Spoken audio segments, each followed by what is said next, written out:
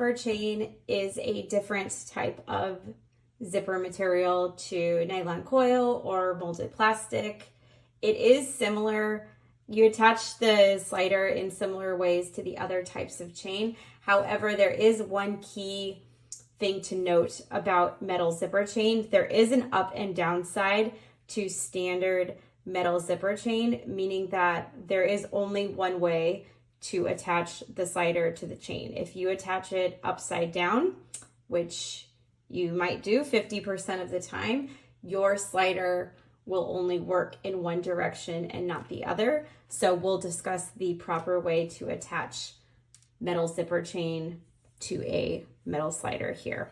So first things first, just like with any type of zipper chain, you want to make sure that the slider you're working with is compatible with the zipper chain. So in this case, I've got number 5 metal zipper chain here, and then I have a number 5 slider meant for metal zipper chain here. So we've got the type of zipper is compatible, and then the gauge of zipper is compatible. So metal zipper chain, as I mentioned, is a little bit tricky because there is an up and down side to the zipper. So I'll show you what that looks like. If you separate the zipper teeth on metal zipper chain, you will see, and I want to see if I can zoom in here. You will see that there is an up, on the end of the zipper teeth, the teeth point slightly up. If I'm looking at it the other way, you'll see that the teeth are pointing down. So it's kind of like an arrow at the end of the zipper chain down here. So this is going to inform us how we want to attach the slider to the chain, because basically you're going to want the zipper facing up like this. So I've got and I'll show you what that means in a second. So I'm going to use the zipper jig to attach this because it's my favorite way to attach chain. Of course, you can attach it by hand as well. So watch any of the other videos on the other types of chain and you'll see how to attach it by hand. But basically, you're going to want to separate the chain slightly. So we're going to want to separate it. So we're working with the side of the chain that points upward. So you can see the teeth there point up.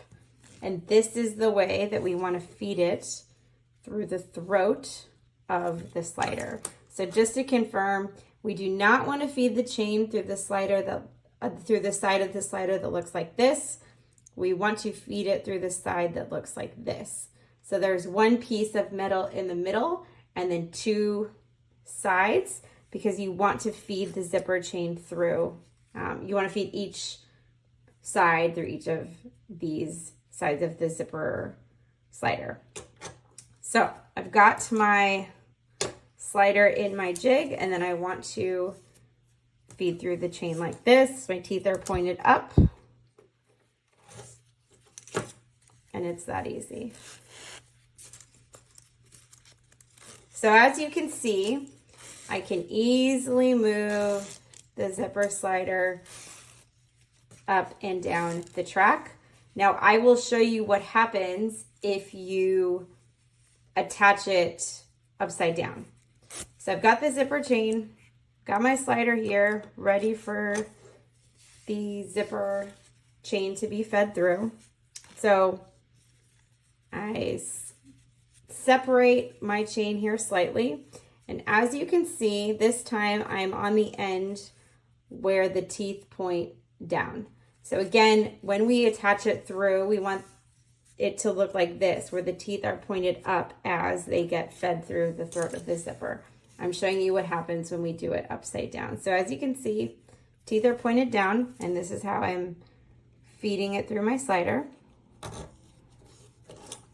So you'll see I will be able to easily move the slider up the zipper track here.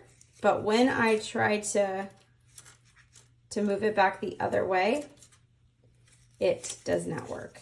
As you can see, it's totally stuck. I can move it one way, but I cannot move it the other way. So if you are stuck and you're seeing this happen, all you have to do is pull the slider up,